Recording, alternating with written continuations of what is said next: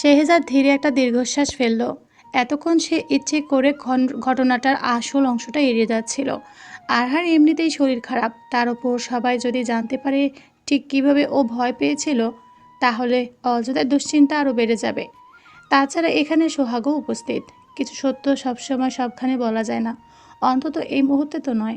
তাই যতটা সম্ভব বিষয়টা আড়াল করারই চেষ্টা করছিল সে। কিন্তু আফতাব হোসেনের তীক্ষ্ণ দৃষ্টির সামনে আর কিছুই গোপন রাখা সম্ভব নয়। বুঝতে পারলো এবার সত্যিটা বলতেই হবে। মনে মনে নিজেকে একবার গুছিয়ে নিয়ে শেহজাদ কথা বলতে উদ্যত হলো। ঠিক তখনই অপর পাশ থেকে ভেসে এলো সোহাগের দৃঢ় কণ্ঠ। আমি সবটা বলছি আঙ্কেল। সোহাগের কথাটা যেন মুহূর্তেই ঘরের পরিবেশ বদলে দিল। এতক্ষণ সবাই যেখানে শেহজাদের দিকেই তাকিয়েছিল, এবার একসঙ্গে সব করে দৃষ্টি গিয়ে থামলো সোহাগের ওপর। হঠাৎ সবার মনোযোগ নিজের দিকে চলে আসতেই সোহাগ অপ্রস্তুত হয়ে পড়ল।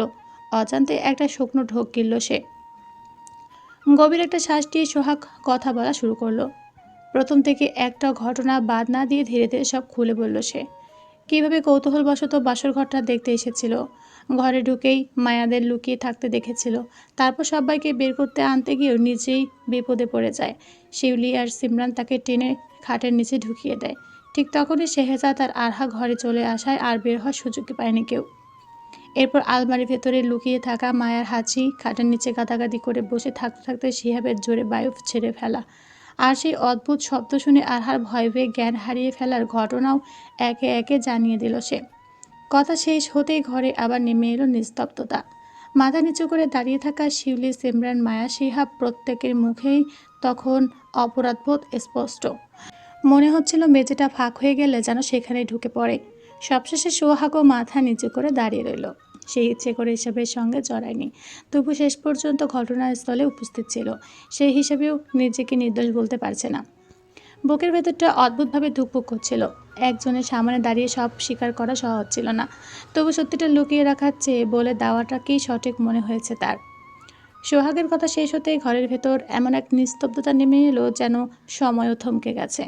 কয়েক সেকেন্ড কেউ একটা কথাও বলল না। তারপর ধীরে ধীরে ঘরে উপস্থিত সবার দৃষ্টি গিয়ে থামলো এক জায়গায়। শিহাব। শিহাবের মাথা তখন এতটাই নিচু যে মনে হচ্ছিল মেয়েদের সঙ্গে মিশে যেতে পারলেই যেন বাঁচে। মমতাজ বেগম বিস্ফোরিত চোখে ছেলের দিকে তাকিয়ে রইলেন। বাকি সবাইও বিস্ফোরিত নয়নে চেয়ে আছে শিহাবের দিকে। এরপর চুপ করে থেকে একসঙ্গে ঘর কাঁপিয়ে হেসে উঠল সকলেই। আরহার কথা শুনে খারাপ লাগলো। শিহাবের এমন পেটের কথা শুনে কেউ হাসি আটকে রাখতে পারেনি। প্রায় মিনিট 10 এভাবে কেটে যাওয়ার পর ধীরে ধীরে নিজেকে সামলে নিল সকলেই। এরপর মমতাজ বেগম অবিশ্বাস্যে বললেন, তোর কি মানুষ? কি করেছে সেসব? এমনি সময়ে এসব হয় সেটা নয়তো মানলাম, কিন্তু আজকের মতো একটা খুশির দিনেও তোদের এসব করতে হলো? শুধু তাই নয় আম্মু, শিহাবের কাণ্ডটা দেখেছো? কথাটা বলে আবারও হেসে উঠল নহমি। এসব দেখে ভীষণ লজ্জা পেল শিহাব। অসহায় মুখে বিড়বিড় করে বলল, আমি তো ইচ্ছা করে করিনি আপু। সকাল থেকে এত কিছু খেয়েছিলাম যে পেট আর কথা মানছিল না।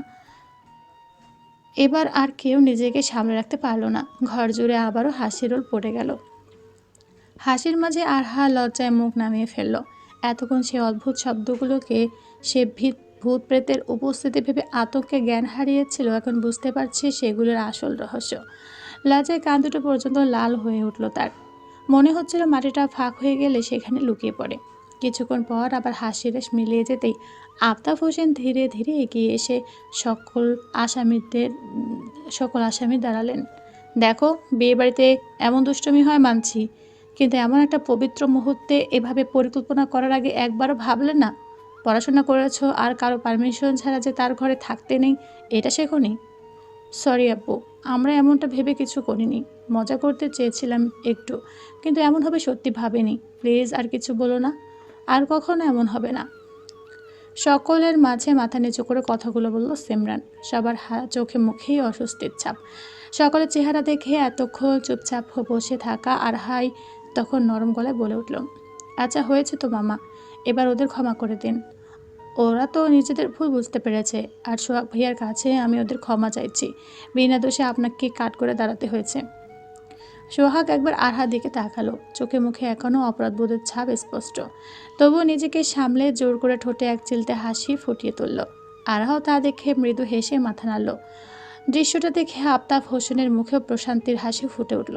তিনি আরহার দিকে তাকিয়ে স্নেহ ভরা কণ্ঠে বললেন, তুমি যখন ওদের হয়ে সুপারিশ করছো তখন আর কিছু বলবো না। তবে মনে রেখো, আজকের পর যেন এমন বোকামি আর না হয়। যদি আবার কখন এমন কিছু দেখি তাহলে কিন্তু আর কাউকে ক্ষমা করব না। বুঝেছো সবাই? সঙ্গে সঙ্গে একসাথে সবাই মাথা নেড়ে সম্মতি জানালো। জি। কথাটা বলেই আবার মাথা নিচু করে দাঁড়িয়ে রইল সবাই। আফতাব হোসেনের কথা শেষ হতেই শাহজাদ সবার দিকে তাকিয়ে নিঃশব্দে বেরিয়ে যাওয়ার ইশারা করলো। কেউ আর একটি কথাও বলল না। একজন একজন করে মাথা নিচু করে ঘর থেকে বেরিয়ে গেল সবাই। বের হওয়ার সময় কারো আর সাহস হলো না একবারের জন্য আরহার দিকে তাকানোর। লজ্জা আর অপরাধ বোধে সবাই মুখে মলিন। কিছুক্ষণের মধ্যে ঘরটা অনেকটাই ফাঁকা হয়ে গেল। তখন মমতাজ বেগম চারপাশে একবার তাকিয়ে নরম গলায় বললেন, চলো, এবার আমাদেরও যাওয়া উচিত। অনেক রাত হয়ে গেছে। সারাদিনের এত ধকলের পর ছেলেমেয়ে দুটো একেবারেই ক্লান্ত। ওদের এখন বিশ্রাম দরকার। তার কথায় সবাই নীরবে সায় দিল।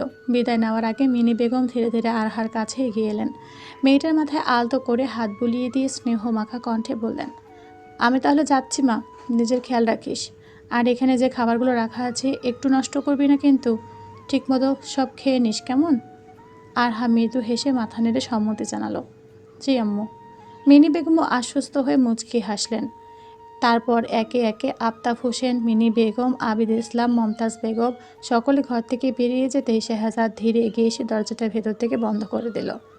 দরজা বন্ধ হওয়ার ক্ষীণ শব্দটা যেন পুরো ঘরের নীরবতাকে আরও গভীর করে তুলল। কয়েক মুহূর্ত আগেও যেখানে এত মানুষের কোলাহল, হাসি, বিব্রতকর স্বীকারোক্তি আর ক্ষমা চাওয়ার শব্দে ঘর ভরেছিল, সেখানে এখন শুধু নিঃশ্বাসের মৃদু শব্দটুকুই শোনা যাচ্ছে। আর এবার সত্যিই প্রথমবারের মতো বাসর ঘরে শুধু শাহজাদ আর আরহা, দুজন মুখোমুখি, দুজনে নীরব, আর তাদের চারদিকে ছড়িয়ে আছে এক অদ্ভুত লাজুক নতুন সম্পর্কের নিস্তব্ধতা। কিছুক্ষণ আগে শাহজাদের ঘর থেকে সবাই একে একে বেরিয়ে এসেছে।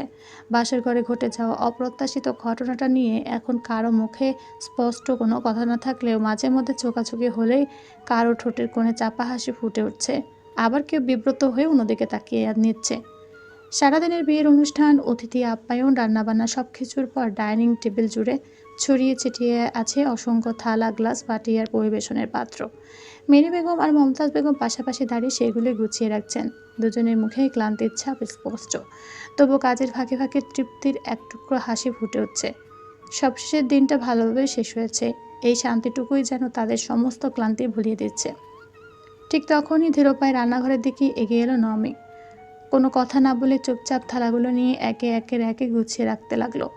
কখনো গ্লাস মুছে জায়গা মতো সাজিয়ে রাখছে, কখনো বাটিগুলো আলাদা করে স্তূপ করে রাখছে। তিনজনে মিলে কাজ করায় অল্প সময়ের মধ্যে ডাইনিং হলটা আবার আগের মতো পরিপাটি হয়ে উঠল। সবশেষে প্লেটটাও জায়গা মতো রেখে নমি অভ্যাসবশত ফোনটা বের করে সময় দেখল। রাত প্রায় 1:30 বাজতে চলেছে। বিকেলে অধিকাংশ অতিথি বিদায় নিয়েছে, আর যারা দূর দূরান্ত থেকে এসেছে তারা রাতের খাবার খেয়েই যে যার মতো ঘুমিয়ে পড়েছে। সারাদিনের ব্যস্ততার পর পুরো মির্জা বাড়িটায় যেন এখন গভীর নীরবতায় ডুবে আছে। সব কিছু গোছানো হলে 1 কাপ কফি বানালেন মমতাজ বেগম। কিছুক্ষণের মধ্যেই পুরো রান্নাঘর জুড়ে ছড়িয়ে পড়ল কফির মিষ্টি সুবাস। ধোয়া ওঠা কফিটা একটা সাদা মগে ঢেলে তিনি নমির দিকে এগিয়ে দিলেন। মুখে মৃদু হাসি রেখে বললেন, শোন না মা, এটা একবার সোহাগের কাছে দিয়ে আয় তো। নমি অবাক হয়ে তাকালো। সোহাগ ভাইয়ের কাছে? হ্যাঁ, একটু আগে এসে বলল মাথাটা নাকি খুব ব্যথা করছে, 1 কাপ কফি খেলে একটু আরাম লাগবে, তাই বানালাম। এখন সিমরানের ঘরে আছে, ওখানে থাকবে রাতে। একটু থেমে দীর্ঘশ্বাস ফেললেন তিনি। তোর বাবার বাতের ব্যথাটা আবার বেড়েছে, আমি এখন ওনার পায়ে একটু তেল মালিশ করে দেব, না হলে আমি দিয়ে আসতাম। কথাগুলো শুনে নমি কিছুক্ষণ নিশ্চুপ হয়ে দাঁড়িয়ে রইল। 1 কাপ কফি পৌঁছে দেওয়ার মধ্যে অস্বাভাবিক কিছু নেই, তবু বুকের ভেতরটা কেমন যেন অকারণে সংকুচিত হয়ে এলো। সোহাগ শাহজাদের সবচেয়ে কাছের বন্ধু, এ বাড়ির সবারই আপনজনের মতো, কিন্তু তাই বলে গভীর রাতে একজন মেয়ের একা একজন পুরুষের কাছে কফি নিয়ে যাওয়া, ব্যাপারটা ভেবে অদ্ভুত একটা সংকোচ জেগে উঠল তার ভেতরে। মুহূর্তের জন্য ইচ্ছে হলো অন্য কাউকে পাঠানোর কথা বলে, কিন্তু মায়ের মুখের দিকে তাকাতে আর না বলতে পারল না। নিঃশব্দে কফির মগটা হাতে তুলে নিল। আচ্ছা দাও, দিয়ে আসছি। মমতাজ বেগম স্নেহ ভরা চোখে মেয়ের দিকে তাকে মুচকি হাসলেন। নমি ধীর পায়ে সিঁড়ি বেয়ে 2য় তলায় উঠে এলো। চারপাশ নিস্তব্ধ। দেয়ালে ঝোলানো ঘড়িটার টিকটিক শব্দ সব পর্যন্ত স্পষ্ট শোনা যাচ্ছে। সিমরানের ঘরের সামনে এসে দাঁড়িয়ে সে আলতো করে দরজা নক করলো। কোনো সাড়া এলো না। আরও একবার নক করে উত্তর না পেয়ে ধীরে ধীরে দরজাটা ভেতরে ঠেলে ভেতরে উকি দিল সে, কিন্তু ঘরটা ফাঁকা। নমি একবার ভ্রু কুঁচকে চারপাশে তাকালো। মনে হলো হয়তো সোহাগ ওয়াশরুমে আছে, তাই কফির কাপ মগটা হাতে নিয়েই দরজার পাশে চুপচাপ দাঁড়িয়ে অপেক্ষা করতে লাগলো। প্রায় 5 মিনিট সময় পেরিয়ে গেল, তবুও কেউ বেরিয়ে এলো না। আর দাঁড়িয়ে থাকতে ইচ্ছে হলো না নমির। হাতে ধরা কফির মগটা আলতো করে আঁকড়ে ধরে ধীর পায়ে ফিরে যাওয়ার জন্য ঘুরে দাঁড়াতেই নিস্তব্ধ করিডোর জুড়ে ভেসে এলো গুনগুন করে গাওয়া এক সুর। খুব নিচু সুর, তবুও কণ্ঠটা কেমন যেন অদ্ভুত পরিচিত। নমির পদক্ষেপ থেমে গেল। কৌতূহলী দৃষ্টিতে চারপাশে তাকিয়ে শব্দের উৎস খুঁজতে লাগলো সে। করিডোরের এক প্রান্ত থেকে অন্য প্রান্ত পর্যন্ত কোথাও কাউকে দেখা গেল না, অথচ সুরটা এখনও ভেসে আসছে, মৃদু কোমল আর আশ্চর্য রকমের মায়াময়। সে নিঃশব্দে কান পেতে রইল। কয়েক মুহূর্তের মধ্যে বুঝতে পারল শব্দটা ওপর থেকে আসছে, ছাদ। নমের ভ্রু সামান্য কুঁচকে গেল। এত রাতে ছাদে কে গান গাইছে? প্রশ্নটা মাথায় আসতেই আরেকটা ভাবনা তাকে থামিয়ে দিল। এত রাতে একা ছাদে যাওয়া কি ঠিক হবে? দ্বিধাগ্রস্ত হয়ে কফির মগটা 2 হাতে আরও শক্ত করে ধরল সে। নিজেকে বোঝালো অযথা কৌতূহল দেখানোর কোনো মানে হয় না। ধীর পায়ে ড্রয়িং রুমের দিকে ফিরতে হাঁটা শুরু করলো, কিন্তু 2-3 পা এগোতে আবারও ভেসে এলো সেই গুনগুন সুর। এবার যেন আরও স্পষ্ট, আরও গভীর। অদ্ভুত এক টান আছে সেই কণ্ঠে, এমন টান যা অজান্তে মানুষকে নিজের দিকে টেনে নেয়। নমির আবার পা থেমে গেল। কয়েক সেকেন্ড স্থির দাঁড়িয়ে থেকে একবার চোখ বন্ধ করলো সে। তারপর নিজের অজান্তেই দীর্ঘশ্বাস ফিরে ঘুরে তাকালো। একবার দেখে আসি কে আছে, মনে মনে বিড়বিড় করলো সে। পর মুহূর্তে হাতে ধরা কফির মগটা সামলে নিয়ে ধীর পায়ে সিঁড়ির দিকে এগিয়ে গেল নমি। চারপাশে এমন নিস্তব্ধতা যেন নিজের পায়ের শব্দটুকু স্পষ্ট শোনা যাচ্ছে। সিঁড়ির প্রতিটা ধাপ ধীরে ধীরে পেরিয়ে ছাদের দরজার সামনে এসে দাঁড়ালো নমি। দরজাটা আধখোলা, ভেতর থেকে পূর্ণিমার সাদা আলো এসে পড়ছে ছাদের পুরো মেঝেতে। নমি খুব আস্তে করে দরজাটা আরও একটু সরিয়ে বাইরে তাকালো। আর পর মুহূর্তে তার চোখ দুটো বিস্ময়ে স্থির হয়ে গেল। বিয়ের জন্য সাজানো ছাদটা এখনও আগের মতো সুন্দর। চারপাশে ছোট ছোট ফেয়ারি লাইটের ক্ষীণ আলো। রেলিং জুড়ে সাদা গোলাপি ফুলের মালা, এক কোণে সাজানো টবের গাছগুলোতে জ্যোৎস্নার নরম ছোঁয়া। মাঝখানে কাঠের দোলনাটা হালকা বাতাসে দুলছে, আর সেই দোলনায় একা বসে আছে সোহাগ। পরনে কালো শার্ট আর কালো ট্রাউজার, মাথাটা সামান্য নিচু। কোলে রাখা একটি গিটার আঙুল জুড়ে ধীরে ধীরে তারের উপর নেচে বেড়াচ্ছে। চোখ দুটো বন্ধ, মনে হচ্ছে চারপাশে পৃথিবী সম্পর্কে তার কোনো খেয়াল নেই। সে শুধু নিজের মতো করে গাইছে। রাতের নিস্তব্ধতার সঙ্গে গিটারের কোমল সুর এমন অপূর্বভাবে মিশে গেছে যে মুহূর্তের মধ্যে পুরো ছাদটা যেন অন্য এক আবেশে ভরে উঠেছে। নমি অজান্তে দাঁড়িয়ে পড়ল, আর এক পাও সামনে এগোতে পারল না, শুধু স্থির হয়ে শুনতে লাগলো। গানটা তার বহুবার শোনা হয়েছে, কিন্তু আজ যেন এই গানকে সম্পূর্ণ নতুন মনে হচ্ছে। হয়তো গানের জন্য নয়, যে মানুষটা গাইছে তার কণ্ঠের জন্য। সোহাগের গলায় কোনো কৃত্রিমতা নেই, কোনো দেখানদারি নেই। প্রতিটা শব্দ যেন বুকের গভীর থেকে উঠে সে রাতের বাতাসে মিশে যাচ্ছে। নমের বুকের ভেতর কেমন যেন অদ্ভুত একটা প্রশান্তি নেমে এলো। কিছুক্ষণ আগেও কফির কাপ হাতে এখানে আসতে তার ভীষণ সংকোচ হচ্ছিল। একজন পরপুরুষের কাছে গভীর রাতে একা আসা ভাবতেই অস্বস্তি লাগছিল, কিন্তু এই মুহূর্তে সেই সংকোচটুকুও যেন কোথাও মিলিয়ে গেল। তার জায়গা দখল করে নিল এক গভীর মুগ্ধতা। সে বুঝতে পারল না কখন থেকে নিঃশ্বাস আটকে গান শুনছে। হালকা রাতের বাতাসে নমির কপালের পাশে নেমে আসা কয়েকটি চুল বারবার উড়ে মুখে এসে পড়ছে, তবুও সেগুলো সরানোর কথাও যেন ভুলে গেছে সে। তার সমস্ত মনোযোগ আটকে আছে দোলনায় বসে থাকা মানুষটার দিকে। কফির মুখ থেকে ধোঁয়া ধীরে ধীরে আকাশের দিকে মিলিয়ে যাচ্ছে। গিটারের তারের উপর শেষবারের মতো আঙ্গুল বুলিয়ে কিছুক্ষণ নিশ্চুপ হয়ে বসে রইল সোহাগ। চোখ দুটো এখনও আধবোজা, ঠোঁটের কোণে লেগে আছে একরাশ অজানা প্রশান্তি। হালকা বাতাস এসে এলোমেলো করে দিল তার চুলগুলো। একটা দীর্ঘশ্বাস ফেলে ধীরে ধীরে মাথা তুলল সে। আর ঠিক তখনই ছাদের দরজার কাছে দাঁড়িয়ে থাকা একটা অবয়ব চোখে পড়তে বুকের ভেতরটা ধক করে উঠল। দোলনা থেকে প্রায় লাফিয়ে দাঁড়িয়ে গেল সে। পূর্ণিমার আলো ছাদ জুড়ে থাকলেও সিঁড়িঘরের মুখটা আধো অন্ধকারে ডুবে। সেই ছায়ার ভেতর একদম নিশ্চুপ হয়ে দাঁড়িয়ে আছে একজন, মাথা থেকে পা পর্যন্ত সাদা পোশাক, একটু নড়ছে না, মুখটাও ঠিকমতো দেখা যাচ্ছে না, শুধু মনে হচ্ছে স্থির চোখে তাকিয়ে আছে তার দিকে। সোহাগের গলা শুকিয়ে কাঠ হয়ে গেল। ছোটবেলা থেকে অনেকের মুখে কত অশরীরী গল্প শুনেছে সে। গ্রামের নির্জন বাঁশঝাড়, শ্মশানঘাট, পূর্ণিমা রাতে সাদা কাপড় পরা ছায়ামূর্তি। এসব গল্প শুনে বড় হলেও কোনোদিন সেগুলোকে গুরুত্ব দেয়নি। আর্মির চাকরিতে যোগদান করার পর তো দেশের কত দুর্গম পাহাড়, গভীর জঙ্গল, সীমান্তের নির্জন পোস্ট, এমন অনেক জায়গায় না ঘুমিয়ে কত রাত কাটিয়েছে। অন্ধকারে অসংখ্যবার টহল দিয়েছে, কিন্তু কখনো এমন কিছু চোখে পড়েনি। তাই সবসময় মনে হতো এসব কেবল মানুষের বানানো গল্প। কিন্তু এই মুহূর্তে ছাদের দরজার সামনে দাঁড়িয়ে থাকা সাদা অবয়বটা দেখে বহু বছরের সেই সব গল্প একসঙ্গে যেন মনের ভেতরে ফিরে এলো। তবে বুকের ধুকপুকানি কয়েক গুণ বেড়ে গেল। শুকনো ঠোঁট নেড়ে নিজের মনকেই বোঝানোর চেষ্টা করলো, না না, এটা কিছু না, ওখানে নিশ্চয় মানুষ। কিন্তু অবয়বটা তখনও একদম স্থির, একটু নড়ছে না। চারপাশের বাতাসটাও যেন হঠাৎ ভারী হয়ে উঠেছে। পরের মুহূর্তে নিজের অজান্তে ভয় পেয়ে সজোরে চিৎকার করে উঠল সোহাগ। আ ভূত! গভীর রাতে নিস্তব্ধতা চিরে সোহাগের আতঙ্কিত চিৎকার ছড়িয়ে পড়তে নমি যেন হঠাৎ বাস্তবে ফিরে এলো। এতক্ষণ সে যেন গিটারের সুর আর গানে হারিয়ে গিয়েছিল। কখন সে একদম স্থির হয়ে দাঁড়িয়ে পড়েছিল নিজেও বুঝতে পারেনি। কিন্তু সোহাগের এমন আতঙ্কিত চিৎকার শুনে বুকটা ধক করে উঠল তার। এক মুহূর্ত দেরি করল না নমি। দ্রুত পায়ে প্রায় দৌড়ে সোহাগের কাছে এগিয়ে গেল। শুনছেন মিস্টার সোহাগ, শুনছেন? আমি আমি ভূত নই, আমি নমি। প্লিজ চুপ করুন। সোহাগ এতক্ষণ চোখ বন্ধ করে চিৎকার করছিল। ওর চিৎকারে হঠাৎ দৌড়ে আসা ঝাঁকুনিতে খোপা আর বাঁধা তার কোমর ছোঁয়া চুলগুলো এক নিমিষেই খুলে গেল।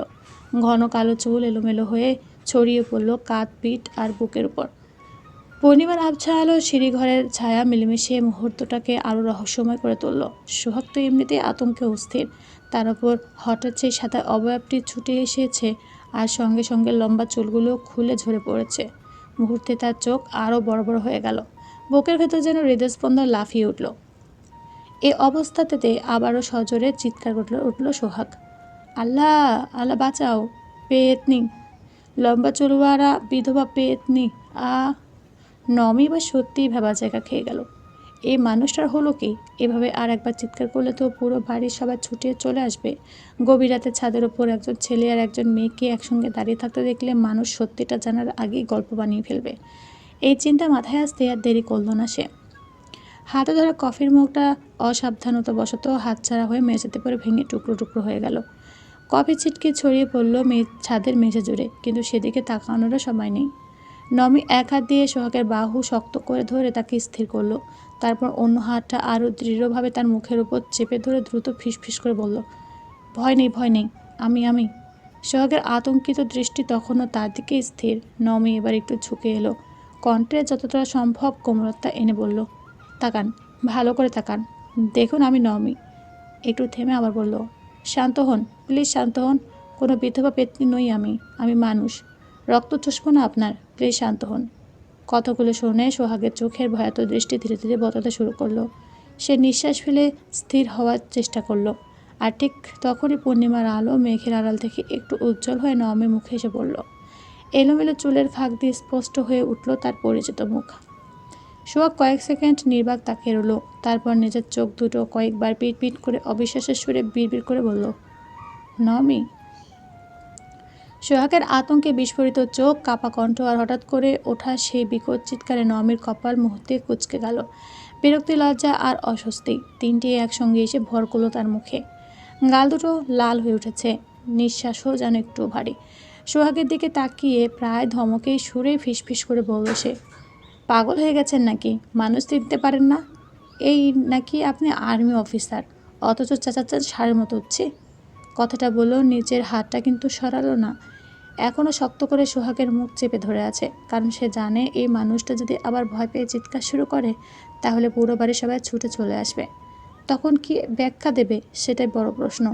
অন্যদিকে সোহাগ যেন এখনও পুরোপুরি বাস্তবে ফিরতে পারেনি। বুকটা ধরফর করছে, শ্বাস প্রশ্বাস এলোমেলো। কয়েকবার দ্রুত চোখের পলক ফেলল সে। ঠিক তখনই মেঘের আড়াল সরে গিয়ে পূর্ণিমার নরম আলো এসে পড়ল নমির মুখে। এলোমেলো চুলের ফাঁক গলে ধীরে ধীরে স্পষ্ট হয়ে উঠল সেই চেনা শান্ত মুখ। কিছুক্ষণ আগেও যাকে সাদা শাড়ি পরা কোনো বিধবা পেতনি বলে মনে করেছিল, সে আসলে নমি। এবার আর ভুল হওয়ার কোনো সুযোগই রইল না। সোহাগ একবার নমির দিকে তাকালো, আবার চারপাশে চোখ বুলিয়ে নিল, যেন নিশ্চিত হতে চাইছে সত্যি কোনো ভূত প্রেতের কবলে পড়েনি। তারপর কাঁপা কাঁপা গলায় অবিশ্বাস মেশানো স্বরে বলল, সত্যি তুমি? নমি এবার বিরক্ত মুখে দীর্ঘশ্বাস ফেলল। চোখ দুটো এমনভাবে উল্টে তাকালো যেন এই মানুষটাকে নিয়ে আর কি করবে বুঝে উঠতে পারছে না। কিছুক্ষণ বিরক্ত চোখে তাকিয়ে শুষ্ক করা উত্তর দিল, না আমি নই, এটা আমার সাদা শাড়ি পরা বিধবা যমজ ভূত। কথাটা শুনে সোহাগ কয়েক মুহূর্ত বোকার মতো তাকিয়ে রইল। এরপর ধীরে ধীরে নিজের ভুলটা মাথায় ঢুকতে মুখের রং বদলে গেল। অপ্রস্তুত হয়ে এমন কাণ্ড ঘটানোর জন্য লজ্জায় কান পর্যন্ত লাল হয়ে উঠল। একটু আগেই সেই বীরত্বহীন আতঙ্কের কথা মনে পড়তেই নিজের কাছেই নিজেকে ভীষণ হাস্যকর লাগতে শুরু করলো ওর। নমি এখনও মুখ গম্ভীর করে দাঁড়িয়ে আছে, কিন্তু চোখের গভীরে যেন এক চিলতে হাসি চাপা হাসি খেলা করছে, যেটা সে প্রাণপণ চেষ্টা করেও মুখে ফুটাতে দিচ্ছে না। সোহাগ একটু ধাতস্থ হতেই ধীরে ধীরে সোহাগের মুখের উপর থেকে হাতটা সরিয়ে দিল সে। হাত সরিয়ে যেতেই যেন বুক ভরা নিঃশ্বাস ফিরে এলো সোহাগ। তারপর বুকের উপর হাত রেখে কয়েকবার গভীর শ্বাস টেনে নিজেকে স্বাভাবিক করার চেষ্টা করলো। কয়েক সেকেন্ড পর বিব্রত হাসি ফুটলো তার ঠোঁটে। আমি আসলে তেমন একটা ভয় পাইনি, একটু পেয়েছি, মানে হঠাৎ তোমাকে ওইভাবে দাঁড়িয়ে থাকতে দেখে। কথাটা শেষটা আর জোর দিয়ে বলতে পারলো না, নিজের অজান্তেই গলাটা নরম হয়ে এলো। নমি দু হাতে বুকের সামনে ভাঁজ করে দাঁড়ালো, ভ্রু দুটো সামান্য উঁচু করে কৌতূহলীর দৃষ্টিতে তাকে জিজ্ঞেস করলো, ওইভাবে মানে?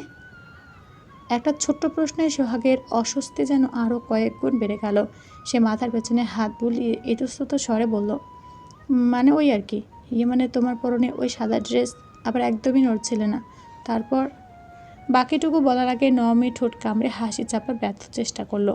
চোখে মুখে দুষ্টুমির ঝিলিক ফুটিয়ে তুলে বলল, তারপর আমার লম্বা চুলের খোপা খুলে গেল, আর তখনই সাথে সাথে আমি মানুষ থেকে এক লাফে বিধবা পেতনি হয়ে গেলাম, তাই না? কথাটা শুনে সোহাগ লজ্জায় একেবারে দিশেহারা হয়ে গেল। মাথা চুলকাতে চুলকাতে নিজের দিকে তাকালো, যেন মাটির ভিতরে ঢুকে যেতে পারলে বাঁচে। এরপর আমতা আমতা করে বলল, এভাবে বলিও না, আমি আসলে ছোটোবেলা থেকেই সব ভূতের গল্প অনেক শুনেছি। গ্রামের বাড়িতে সন্ধ্যার পর কত কী যে শুনিয়েছে সবাই, তাই হঠাৎ তোমাকে ওইভাবে দেখে মাথায় আর কিছুই আসেনি। শেষ কথাটা বলে নিজের নির্বুদ্ধিতার কথা ভেবে সে নিজেই অপ্রস্তুত হাসলো। এবার আর নিজেকে আটকে রাখতে পারল না নমি, খিলখিল করে হেসে উঠল সে।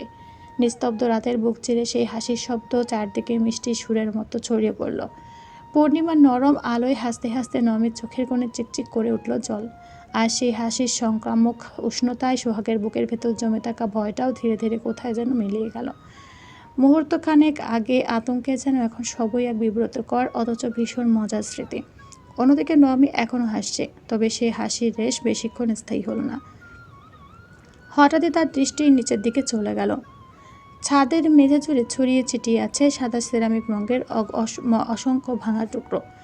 গাঢ় কালচে কফি ধীরে ধীরে ছড়িয়ে পড়ছে চারপাশে, পূর্ণিমার আলোয় যার রং আরও গাঢ় দেখাচ্ছে। নমির ঠোঁটের হাসিটা মুহূর্তে মিলিয়ে গেল। একটা ছোট্ট আফসোস মেশানো দীর্ঘশ্বাস বেরিয়ে এলো তার বুক থেকে। ইস, কফিটা আম্মা তো কষ্ট করে বানিয়েছিলেন, আপনার জন্য নিয়ে এসেছিলাম, সব নষ্ট হয়ে গেল। সোহাগ কথাগুলো শুনে নিচের দিকে তাকালো। ভাঙা মগ আর ছিটকে থাকা কফির দিকে তাকিয়ে অপরাধ বোধটা আরও গভীর হয়ে উঠল। মাথার পেছনে হাত বুলিয়ে ধীরস্বরে বলল, সরি, সব আমার জন্য হলো, মোটেও আপনার জন্য না, সব হয়েছে আপনার ওই ভূতের ভয় পাওয়ার জন্য। কথাটা শুনে সোহাগ ঠোঁট কামড়ে লজ্জিত হাসল। নিজের অবস্থাটা ভাবলে সত্যি হাসি পায়, আবারও লজ্জাও লাগে। কিছুক্ষণ ইতস্তত হয়ে দাঁড়িয়ে থেকে আস্তে করে বলল, একটা কথা বলি। বলুন। সোহাগ চারপাশে একবার তাকিয়ে নিল, যেন নিশ্চিত হতে চাইছে আশেপাশে আর কেউ নেই। তারপর কাচুমাচু মুখে বলল, এই ঘটনাটা প্লিজ কাউকে বলিও না, প্লিজ রসগোল্লা, প্লিজ। নমি ভ্রু কৌতূহলে উঁচু হয়ে গেল। আমাকে এসব উদ্ভট নামে ডাকবেন না, আর বলবো না কেন। এমন মজার একটা ঘটনা শেয়ার না করে কি থাকা যায়? পেট খারাপ হয়ে যাবে না আমার? সোহাগ এবার একেবারে অসহায় মুখ করে উত্তর দিল, তোমার পেট খারাপ হবে কি না আমি জানি না, তবে আজ যদি বলো তাহলে এই রাতেই আমাকে পালাতে হবে এখান থেকে। বুঝলাম না, পালাতে হবে মানে? আপনার এসবের সাথে পালানোর কি সম্পর্ক? দেখো, আজ বাসর করে আরহা এমনিতেই শিহাবের ওই কাণ্ডকে ভূত ভেবে জ্ঞান হারিয়েছে, সেটা নিয়ে সবাই কত হাসাহাসি করছে। আর যদি আবার জানতে পারি আমি একজন আর্মির অফিসার হয়ে তোমাকে ভূত ভেবে চিৎকার করেছি। একটু থেমে নিজের কপালে হাত ঠেকল। তাহলে সারা জীবন আর মাথা তুলে কারো সামনে দাঁড়াতে পারবো না, আমার সম্মান বলে কিছুই থাকবে না। কথাটা শেষ হতেই নমি আর নিজেকে সামলাতে পারল না, আবারও হেসে উঠল সে, তবে আগের মতো উচ্চস্বরে নয়। এবারে হাসিটা ছিল অনেক বেশি স্বতঃস্ফূর্ত, অনেক বেশি প্রাণখোলা। হাসতে হাসতে তার চোখ দুটো চিকচিক করে উঠল, গালের টোলটা আরো স্পষ্ট হয়ে ফুটে উঠল। সোহাগ আর কোনো কথা বলল না, নীরবে দাঁড়িয়ে শুধু তাকিয়ে রইল। পূর্ণিমার রূপালী আলো নমের মুখের উপর নরম আবরণ হয়ে লেগে আছে। সেই আলোয় তার প্রাণখোলা হাসিটা যেন আরো উজ্জ্বল, আরো নির্মল লাগছিল। ওর হাসি দেখে অদ্ভুত এক অনুভূতি ধীরে ধীরে সোহাগের বুকের ভেতর ছড়িয়ে পড়ল। এক মুহূর্তের জন্য সে ভুলেই গেল ভাঙা মগ, নষ্ট হয়ে যাওয়া কফি কিংবা নিজের বিব্রতকর কাণ্ডের কথা।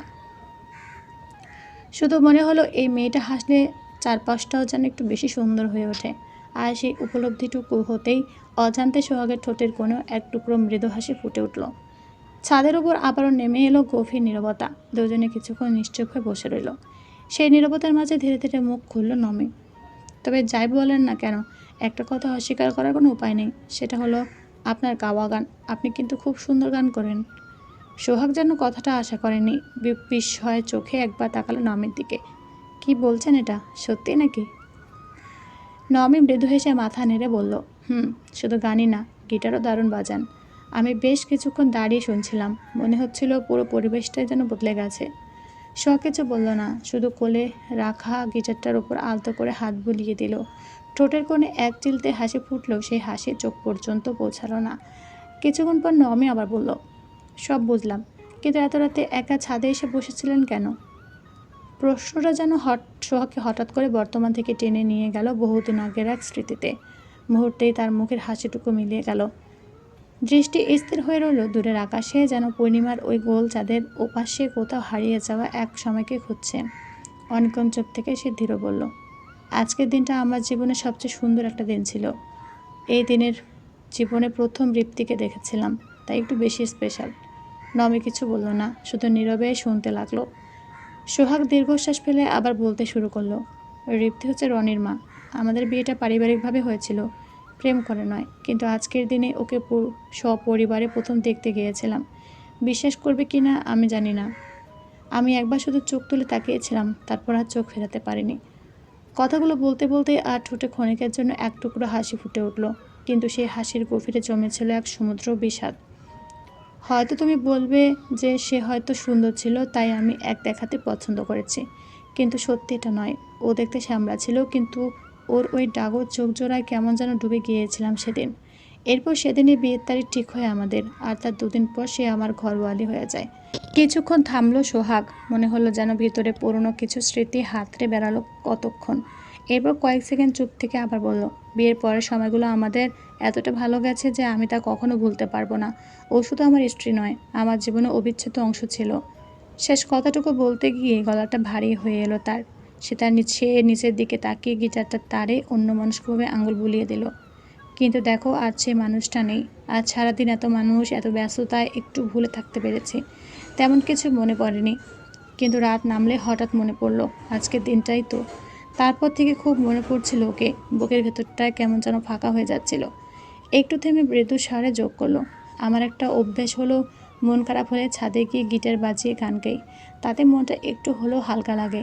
তাই আজ যখন সিমরানের ঘরে গিটারটা চোখে পড়লো, তখন আর দেরি করিনি, একাই এখানে চলে এলাম। কথাগুলো শেষ হতে আবার নেমে এলো গভীর নীরবতা। নমির বুকের ভেতরটাও অদ্ভুতভাবে ভারী হয়ে উঠল। সে কিছু একটা বলতে চাইল। আল্লাহ আপনাকে ধৈর্য দিন, দোয়া করি একদিন সব ঠিক হয়ে যাবে। এমন কত শত সান্ত্বনার বাক্য এসে ভিড় করলো মনে, কিন্তু পরক্ষণে সে বুঝে গেল কিছু ব্যথার সামনে ভাষা বড় অসহায়। যে মানুষ নিজের জীবনের সবচেয়ে প্রিয় মানুষটাকে হারিয়েছে, তার শূন্যতা কি সত্যি দু একটা সান্ত্বনার কথা পূরণ হয়? আমার তো মনে হয় পূরণ হয় না, বরং অনেক সময় এই কথাগুলোই পুরনো ক্ষতটাকে নতুন করে রক্তাক্ত করে দেয়। তাই নমি আর কোনো সান্ত্বনা দেওয়ার চেষ্টা করলো না। কিছুক্ষণ চুপচাপ বসে থেকে আস্তে করে বলল, যদি কিছু মনে না করেন একটা কথা জিজ্ঞেস করতে পারি? সোহাগ মাথা ঘুরিয়ে তার দিকে তাকালো। করুন। নমি একটু ইতস্তত করলো, তারপর খুব নরম গলায় বলল, রনির মা কীভাবে মারা গিয়েছিলেন?